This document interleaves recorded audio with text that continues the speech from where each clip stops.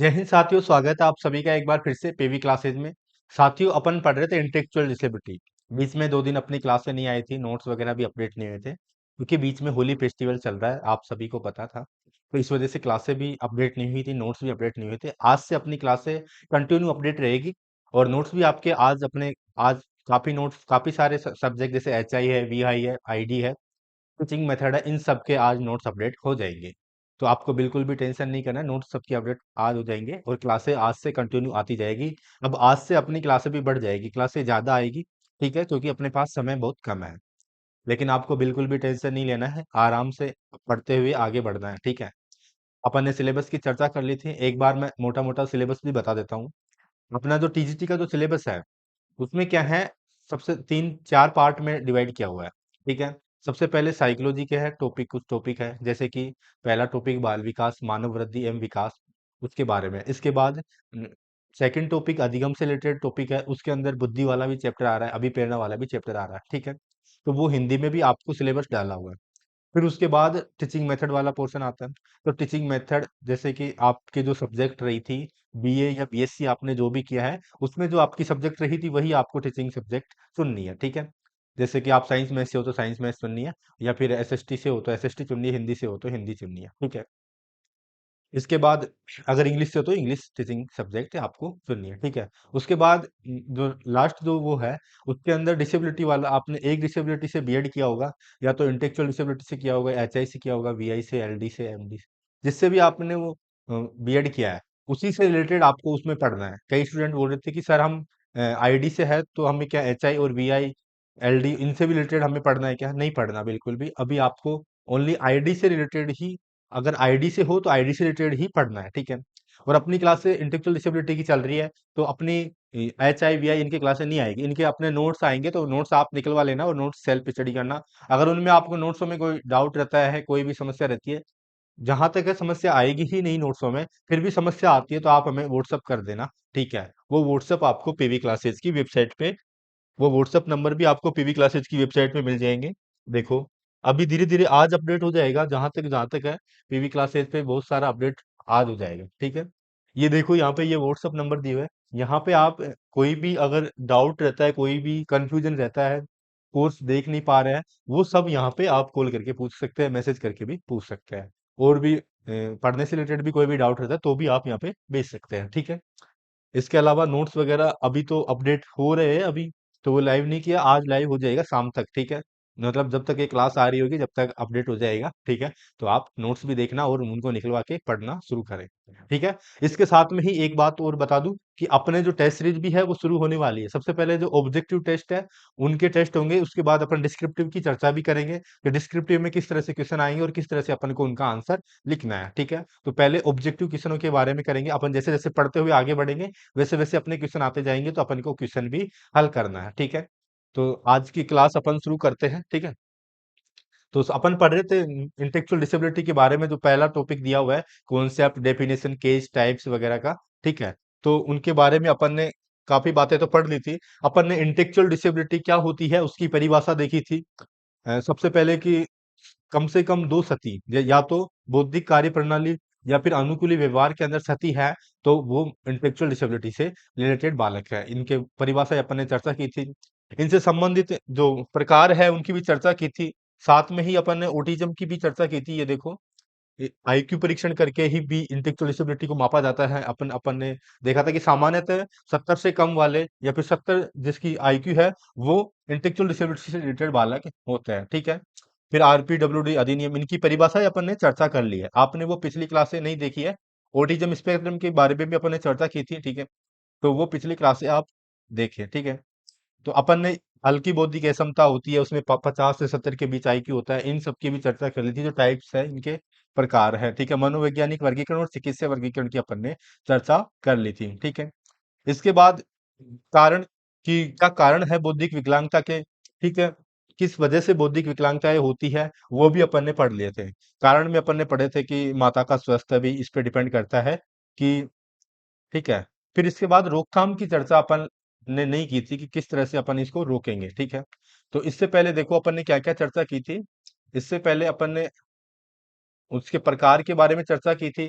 और उससे पहले इसके जो रीजन है, क्या क्या रीजन है कि मस्तिष्क में संक्रमण है, मेनिंजाइटिस बोलते हैं, ठीक है, सिर की चोट है, कुपोषण है, बचपन में गंभीर चोटें हैं, या फिर माता जो हानिकारक पदार्थ है या विषैले पदार्थ है, शराब है, इनका सेवन करते हैं तो भी क्या ये प्रॉब्लम हो सकती है, ठीक है।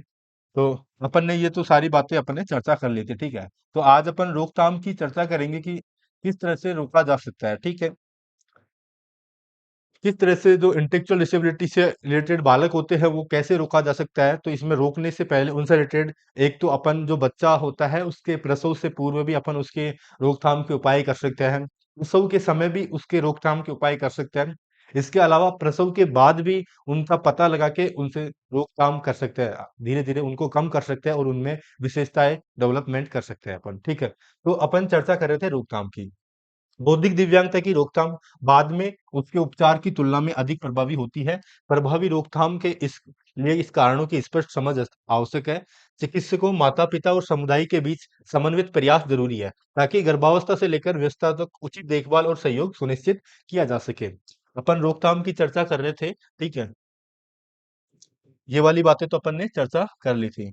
तो रोकथाम देखो क्या लिखा हुआ है कि दिव्यांगता की रोकथाम उसके उपचार की तुलना में अधिक प्रभावी होती है। प्रभावी रोकथाम के लिए इस कारणों की स्पष्ट सबसे पहले तो अपन को उसके कारण पता होने चाहिए कि जो इंटेलेक्चुअल डिसेबिलिटी से ग्रसित बालक होता है तो वो क्यों होता है। तो कारणों की अपन ने चर्चा कर ली। क्या-क्या चर्चा की थी? अपन ने चर्चा की थी कि माता की आयु 20 से लेकर 30 वर्ष के जो उम्र होती है, उसी में एक बच्चे का जन्म सबसे उपयुक्त माना जाता है। अगर 20 से कम है माता की आयु या 18 से कम है, तो जो बच्चा है उसका सिर का आकार छोटा होगा, उसका सिर का पूरा विकास नहीं हो पाएगा।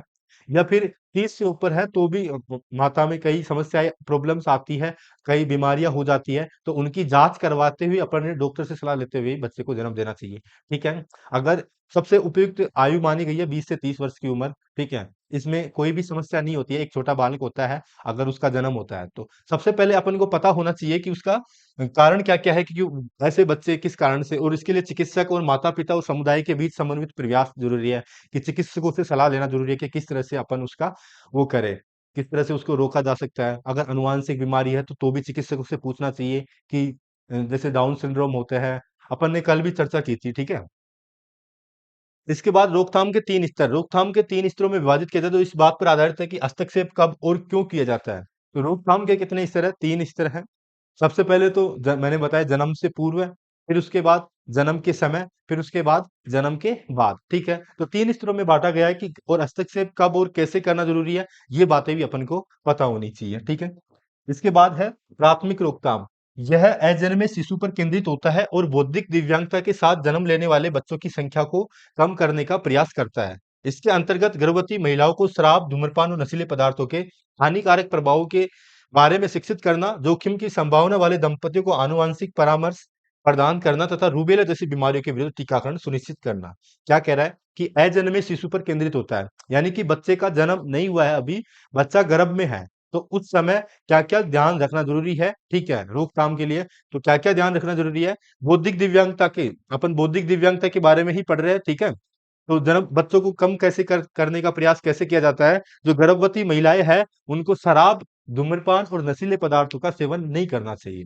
ऐसा कहा जाता है कि जब बच्चा 1 से लेके गर्भ के अंदर 1 से लेके 3 माह तक का होता है, गर्भ के अंदर होता है, तब माता को ये बिल्कुल भी नहीं करना चाहिए, शराब का, नशीले पदार्थों का, सिगरेट का, इनका बिल्कुल भी सेवन नहीं करना चाहिए, धूम्रपान, नशीले पदार्थों को।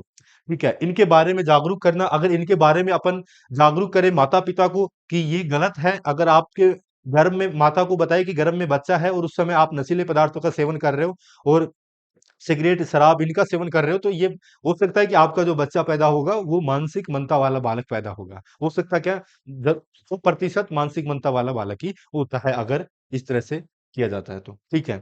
जोखिम की संभावना वाले दंपतियों को आनुवंशिक परामर्श प्रदान करना तथा रूबेला जैसी बीमारियों के विरुद्ध टीकाकरण सुनिश्चित करना।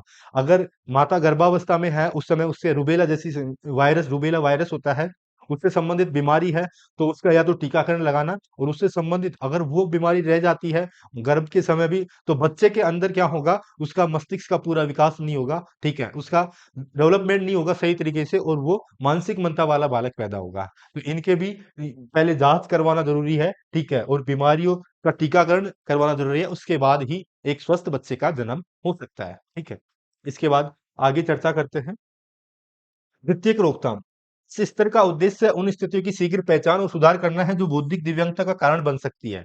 इसके अंतर्गत नवजात शिशुओं की फिनाइल कीटोन्यूरिया, पीकेयू भी बोलते हैं इसको, जैसे चयापचय विकिरणों के लिए जांच करना, पर्यावरण से सीसा जैसे हानिकारक पदार्थों को हटाना, तथा सामाजिक और आर्थिक रूप से वंचित पृष्ठभूमि के लिए बच्चों के लिए विशेष पूर्व विद्यालय कार्यक्रम प्रदान करना। जैसे ये फिनाइल कीटोन्यूरिया है, इसमें क्या होता है, थायराइड की कमी हो जाती है, ठीक है, तो उनकी सबकी जांच करवाना कि उसको फिनाइल कीटोन्यूरिया तो नहीं है, ठीक है, और ये विकार तो नहीं है, इसके अलावा पर्यावरण से सीसा जैसे हानिकारक पदार्थों का वो सेवन तो नहीं कर रहे हैं, ठीक है, उनके अंदर ये लेड है या फिर सीसा है, तो उनका वो तो नहीं है, उनकी उसकी जांच करवाना, तथा समाज और आर्थिक, समाज में जो वो नहीं करते, समाज के साथ नहीं होते, आर्थिक रूप से कमजोर होते हैं, ठीक है, वो पिछड़े हुए रहते हैं, वंचित है, उनको सुविधाएं नहीं मिल पाती है पूरी, तो ऐसे बच्चों को क्या करना, ऐसे बच्चों के लिए विशेष पूर्व विद्यालय, प्री स्कूल कार्यक्रम प्रदान करना भी शामिल है, ठीक है।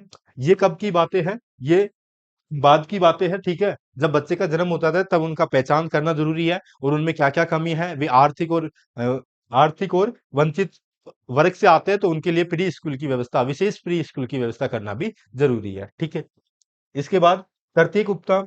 तृतीयक रोकथाम यह स्तर उन व्यक्तियों के लिए होता है जिनमें पहले से ही बौद्धिक दिव्यांगता मौजूद होती है। इसका उद्देश्य उनकी क्षमताओं का अधिकतम विकास करना है। इसमें प्रारंभिक हस्तक्षेप कार्यक्रम शामिल है जो संज्ञानात्मक सोचने, भाषा और अनुभूति कौशलों को बेहतर बनाते हैं। साथ ही माता पिता को मार्गदर्शन दिया जाता है ताकि वे गतिविधियां घर पर भी नियंत्रित जारी रख सके। जब बच्चा पता लग जाता है कि बच्चे के अंदर क्या है, बौद्धिक दिव्यांगता है, उसका पूरा विकास नहीं हुआ है, क्या किया जाता है, उनको उनके जो प्रारंभिक हस्तक्षेप के द्वारा जो उनके जो बेसिक बेसिक कार्य है वो सिखाया जाता है, और सोचने समझने और भाषा लिखने और ऐसे कौशलों को बेहतर बनाया जा सकता है। अगर समय पे अपन को पता लग जाता है तो उनमें इसमें भी ठीक किया जा सकता है, सोचने समझने की क्षमता का विकास किया जा सकता है, भाषा का विकास किया जा सकता है। साथ में ही माता पिता को भी मार्गदर्शन दिया जाना चाहिए कि माता पिता को उनके साथ किस तरह से बिहेव करना है, किस तरह से उनको सिखाना है, सारी बातें की जा सकती है, ठीक है। इसके बाद इसके बाद है विकासात्मक अवस्था के अनुसार रोकथाम, ठीक है। रोकथाम की विधियां 3 अवस्था में लागू की जाती है, जन्म से पहले, जन्म के समय और जन्म के बाद, ठीक है। जन्म से पहले, जन्म के समय और जन्म के बाद 3 स्तर पर रोकथाम की जा सकती है अपन डिसेबिलिटी, ठीक है। फिर इसके बाद जन्म से पूर्व रोकथाम। विकसित हो रहे भ्रूण को बीमारी और संक्रमण से सुरक्षित रखने के लिए गर्भावस्था के दौरान नियमित चिकित्सीय देखभाल अत्यंत आवश्यक है। एक छोटा बालक जब गर्भावस्था में होता है, ठीक है, तो उस समय माता के सारे जो माता को अगर कोई भी बीमारी है उन सबकी जांच करवाना जरूरी है, ठीक है, जैसे रूबेला वायरस अभी पढ़ रहे थे अपन, तो उनका टीकाकरण करवाना जरूरी है, उसके बाद ही एक स्वस्थ बच्चे का जन्म हो पाएगा, ठीक है। ये जन्म से पूर्व की बात हो गई। अगर माता को कोई संक्रमण है, कोई भी बीमारी है, तो उससे भ्रूण भी संक्रमण हो जाएगा और उसको उसका पूरा विकास नहीं हो पाएगा, ठीक है। तो ये चिकित्सीय परामर्श, चिकित्सीय देखभाल आवश्यक है। फिर इसके बाद चिकित्सीय निगरानी। नियमित स्वास्थ्य जांच से संक्रमण या गर्भावस्था से संबंधित समस्याओं की समय रहते पहचान और प्रबंधन संभव हो पाता है। अगर नियमित आप जांच करवाते हो, चिकित्सा में डॉक्टर से जांच करवाते हो, तब ही क्या होता है, संक्रमण है, कोई भी समस्या है, कोई भी बीमारी है, तो उनसे उनसे क्या पाया जाता है, उनसे सुरक्षित रह सकते हैं। कब? जब आप नियमित क्या करवाते हो, जांच करवाते हो, ठीक है। इसके बाद पोषण। गर्भवती महिलाओं को प्रोटीन, कार्बोहाइड्रेट और खनिज से भरपूर संतुलित आहार लेना चाहिए। कम जन्म भार की रोकथाम के लिए आयरन और विटामिन सप्लीमेंट दिए जाते हैं, क्योंकि कम जन्म भार का संबंध विकासात्मक विलंब से होता है, ठीक है। अगर बच्चे का भार कम है तो भी उसको विकासात्मक प्रॉब्लम हो जाती है। इसलिए माता को ध्यान रखना चाहिए कि वे जो प्रोटीन होते हैं, खनिज होते हैं, कार्बोहाइड्रेट होते हैं, उनका पूरा संतुलित आहार खाना चाहिए, उसको खाने में कभी भी कमी नहीं करनी चाहिए।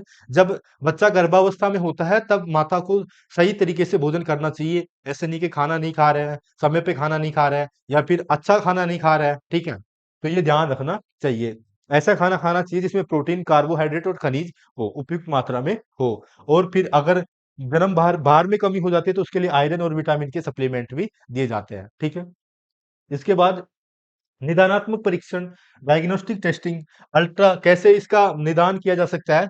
अल्ट्रासोनोग्राफी करवा के, एमनियोसेटेसिस तथा मात्र मात्र रक्त जांच जैसे परीक्षण गुणसूत्रीय या चापचे विकारों की पहचान में सहायक होते हैं। ठीक है, ये आप टेस्ट करवा के उनके बारे में पता लगा सकते हैं। ठीक है, उनकी जांच कर सकते हैं। ठीक है, कोई समस्या तो नहीं है।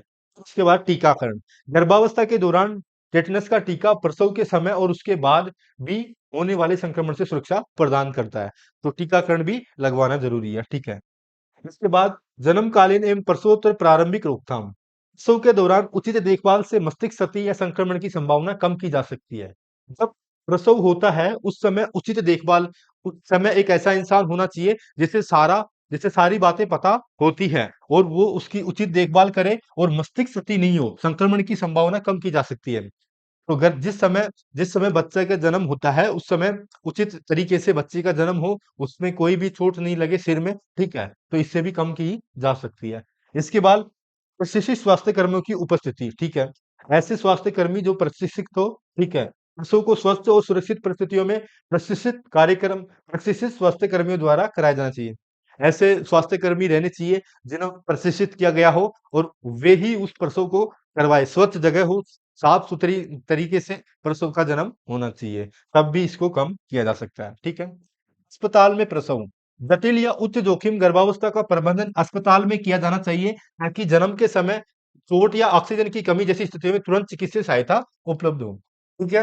तो प्रसव हमेशा ही अस्पताल में होना चाहिए, ताकि जन्म के समय उसको कोई भी चोट नहीं लगे बालक को। अगर जन्म के समय पता चले कि बालक में अपन ने पढ़ रहे थे अपन ज कब होती है, जो कारणों में पढ़ रहे थे कि ऑक्सीजन की कमी हो जाती है, यानी एनेक्सिया जिसको बोलते हैं, ठीक है? तो ऑक्सीजन की कमी हो, तो अगर वो अस्पताल में होता है, तो उसको क्या तुरंत चिकित्सीय सहायता दी जा सकती है, ठीक है? फिर इसके बाद शिशु अनुवर्ती देखभाल, अकाल जन्मे या कम भार वाले शिशुओं की दीर्घकालीन निगरानी आवश्यक होती है, ताकि विकासात्मक विलंब की शीघ्र पहचान की जा सके। जैसे कि कम समय से पहले ही जिन बच्चों का जन्म हो जाता है, तो उन्हें देखभाल की या दीर्घकालीन या ज्यादातर समय देखभाल की आवश्यकता होती है। तो ऐसे बच्चों को भी अस्पताल में रहना आवश्यक होता है। अगर ऐसे बच्चों को अस्पताल में नहीं रखा गया, तो उनमें विकासात्मक विकास में देरी हो जाएगी। ठीक है? इसके बाद रोकथाम, ठीक है? ये कौन-सी है? पोस्ट बाद की रोकथाम, ठीक है? जन्म के बाद की रोकथाम का मुख्य उद्देश्य है शीघ्र निदान करना और बच्चे के लिए सुरक्षित वातावरण प्रदान करना होता है। जन्म के बाद क्या कर सकते हैं? उसको बच्चे को एक अच्छा वातावरण दिया जाता है, ठीक है? और जो भी समस्या होती है उसका निदान शीघ्र किया जाता है, इसलिए बच्चे का रोकथाम किया जा सकता है, ठीक है? नवजात की जाँच सरल रक्त और मूत्र परीक्षणों द्वारा हाइपोथायरायडिज्म या पीकेयू, अभी अपन पढ़ रहे थे ना, फिनाइल कीटोन्यूरिया जैसी स्थितियों की पहचान की जा सकती है। समय पर उपचार से बौद्धिक दिव्यांगता को रोका जा सकता है। तो नवजात है उसकी जाँच की जा सकती है सरल रक्त और मूत्र परीक्षणों के द्वारा, तो उससे भी अगर उसको कोई भी प्रॉब्लम होती है, तो उससे भी बौद्धिक दिव्यांगता को अपन रोका जा सकता है, ठीक है? इसके बाद प्रारंभिक उत्तेजना है, ठीक है? विकासात्मक विलंब वाले बच्चों को प्रेरक और समृद्ध वातावरण से लाभ होता है। माता-पिता को ऐसे गतिविधि आधारित तरीकों का प्रशिक्षण दिया जाता है, जो बच्चे के विकास का समर्थन करते हैं, ठीक है? इसके बाद टीकाकरण है, खसरा है, पोलियो है और गलसुआ है, मम्पस बोलते हैं जिसको, जैसी बीमारियों के विरुद्ध टीकाकरण मस्तिष्क से संबंधित जटिलताओं की रोकथाम में सहायक होते हैं, ठीक है? जैसे खसरा है, वायरस है, ये पोलियो भी वायरस है, ठीक है? और मम्पस है, ऐसी बीमारियों के बीमारियों से लड़ने के लिए टीकाकरण दिया जाता है, ठीक है? ताकि उनके कोई भी प्रॉब्लम नहीं हो और मस्तिष्क से रिलेटेड कोई भी प्रॉब्लम नहीं हो, ठीक है? तो टीकाकरण भी इसमें सहायक होता है। फिर इसके बाद है सुरक्षा एवं स्वच्छता।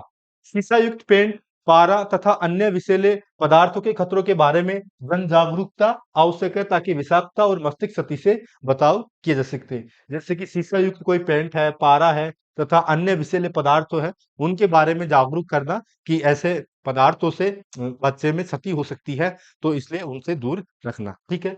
इसके बाद है परिवार नियोजन कार्यक्रम, गर्भधारण के बीच उचित अंतर रखना तथा यह जानकारी 20 से 30 वर्ष की आयु में मातृत्व के दौरान बौद्धिक दिव्यांगता का जोखिम सबसे कम होता है, महत्वपूर्ण और रोकथाम उपाय की माने जाते हैं। सबसे पहले तो गर्भधारण का जो समय होता है, वो उनमें निश्चित अंतराल रखना, डॉक्टर से परामर्श लेके ही निश्चित अंतराल के द्वारा ही गर्भ धारण करना चाहिए।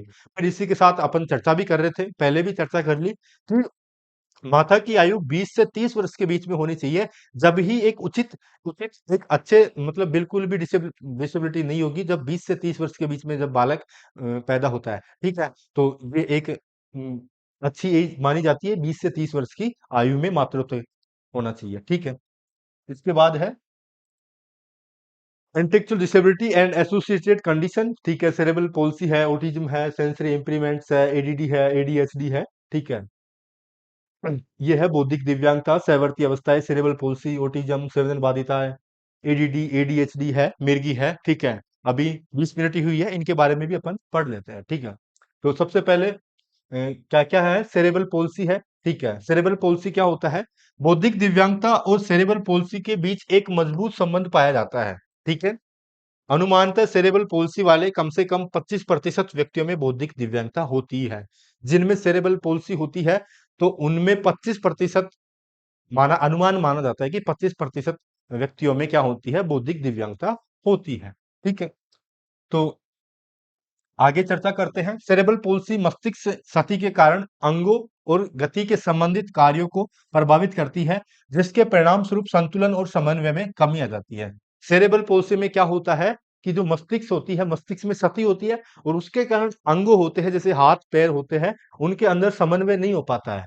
यानी कि हाथ और पैरों को चलने का कार्य प्रभावित करता है, जिसके कारण मतलब कि उसमें क्या होती है? क्षति होती है, जिसके कारण परिणाम स्वरूप संतुलन और समन्वय में कमी आ जाती है, ठीक है? मस्तिष्क के जिस भाग पर प्रभाव पड़ता है, उसके आधार पर मांसपेशियों का तनाव असामान्य रूप से अधिक हो सकता है, जिससे गति करना कठिन हो जाता है, या असामान्य रूप से कम हो जाता है, जिससे क्या हो जाता है? ढीली या फ्लोपी हरकतें दिखाई देती है। कुछ व्यक्तियों में अनैच्छिक गतियां भी देखी जा सकती है। किसकी वजह से? सेरेब्रल पॉल्सी की वजह से, ठीक है? इसके बाद बौद्धिक दिव्यांगता और सेरेब्रल पॉल्सी वाले बच्चों को प्राय फिजियोथेरेपी, ऑक्यूपेशनल थेरेपी तथा स्पीच थेरेपी की आवश्यकता होती है। इसके अतिरिक्त उन्हें सहायक उपकरण जैसे अनुकूलित कुर्सियां, संशोधित पेंसिल या चम्मच तथा गतिशीलता के लिए व्हील चेयर जैसी सहायक साधनों की भी जरूरत पड़ सकती है। तो सेरेब्रल पॉल्सी जिन व्यक्तियों में होती है, जिन बालकों में होती है, उन्हें फिजियोथेरेपी की भी जरूरत पड़ती है, ऑक्यूपेशन थेरेपी तथा स्पीच थेरेपी। अगर कोई बोलने में समस्या आ रही है उसको, ठीक है, तो फिजियो कौन सी स्पीच थेरेपी की जाती है, ठीक है? इसके अतिरिक्त उन्हें सहायक उपकरण जैसे कि उन्हें अनुकूलित कुर्सियाँ होती है, व्हील चेयर होती है, उनकी उसकी ज़रूरत पड़ सकती है, ठीक है? या फिर संशोधित पेंसिल या चम्मच की ज़रूरत पड़ सकती है, ठीक है? ऐसे सहायक संसाधनों की भी ज़रूरत उसको पड़ती है, किसको? सेरेब्रल पॉल्सी वाले बालक को, ठीक है? इसके बाद नेक्स्ट है ऑटिज़्म। ऑटिज़्म के बारे में अपन ने पहले भी पढ़ लिया था कि ऑटिज्म क्या होता है। ऑटिज्म का मैंने बताया था, ऑटिज्म स्वैलीनता, इन इसके लक्षणों को देखकर ही इसको ऑटिज्म नाम दिया है। तो ऑटिज्म का नाम कैसे आया था? ये ऑटिज्म ऑटो से आया, ऑटो ग्रीक वर्ड भाषा का ग्रीक भाषा का शब्द है ऑटो, ठीक है? उसी से ऑटिज्म बना है। ऑटिज्म को क्या बोलते हैं? स्वैलीनता। स्वैलीनता इसको बोलते हैं, इसी के लक्षणों को नोट किया गया और इन्हीं लक्षणों को नोट करके ही उसका नाम स्वैलीनता रख दिया गया, ठीक है? ऑटिज्म से प्रभावित लगभग 75% व्यक्तियों में बौद्धिक दिव्यांगता भी पाई जाती है। ऑटिज्म की शुरुआत सामान्यतः 3 वर्ष की आयु से पहले हो जाती है। ये सारे बातें अपन ने पहले ही चर्चा कर ली है। एक बार जल्दी से यहाँ पे भी चर्चा कर लेते हैं। इसमें सामाजिक और संप्रेषण व्यवहार में असामान्यता दिखाई देती है, जैसे आंखों से संपर्क न पर गले लगाए जाने को विरोध करना तथा दूसरों से संबंध स्थापित करने में कठिनाई होती है। मैंने पिछली क्लास में अच्छे से बताया था, ऑटिज्म वाले बच्चे क्या होते हैं? स्वयं में लीन होते हैं। वो जो कोई कार्य कर रहा है तो वो उसी कार्य में करते रहते हैं। उनको बाहरी लोगों से किसी से भी कोई भी मतलब नहीं होता। वे दोस्तों के साथ संपर्क नहीं कर पाते, समाज के साथ संपर्क नहीं कर पाते, माता-पिता को अपने समस्याएँ नहीं बता पाते, ठीक है? ऐसे बालक कौन से होते हैं? ऑटिज्म वाले बालक होते हैं, ठीक है?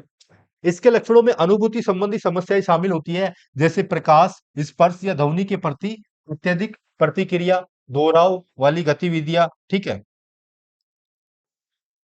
दोहराव वाली गतिशील क्रियाएं जैसे झूलना तथा एकरूपता या कठोर दिनचर्या पर अत्यधिक जोर देना, भाषा का विकास विलंबित तथा या पूरी तरह अनुपस्थित हो जाता है।